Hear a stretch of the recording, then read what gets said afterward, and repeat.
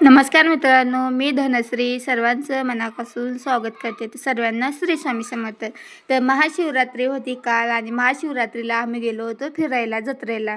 तर चरोलीमध्ये जत्रा होती आणि आम्ही गेलो होतो जत्रेला. तर हे बघा त्यांचं चाललं होतं पुढं. दादा तर आमचा असं आहे की तर मागत होता की त्याला पायने दिसत होते पुढं. तर त्याला असं आम्ही गाडी पार्किंगला लावलेली होती की भरपूर गर्दी असल्यामुळं की आम्ही भरपूर लांब गाडी लावलेली होती ना, तिथनं आम्ही चालत गेलेलो होतो पायऱ्याजवळ. तर गाड्या पण खूपच वाहत होत्या, त्याच्यामुळं आम्ही चालतच गेलो होतो. तर दुकानं तर सांगूच नका तुम्ही. तर खाण्यासाठी दुकानं भरपूर होते, वडापाव वगैरे आणि इडली ते सर्व वगैरे वगैरे सर्व होतं खाण्यासाठी आणि पायने तर खूपच होते.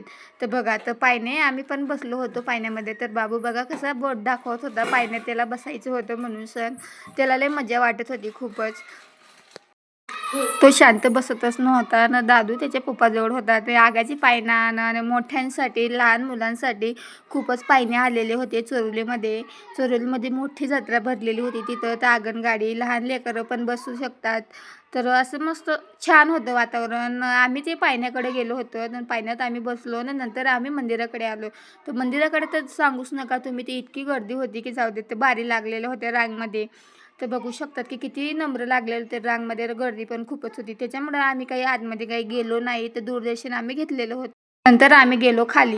गेलो ना आम्ही डायरेक्ट घरी आलो.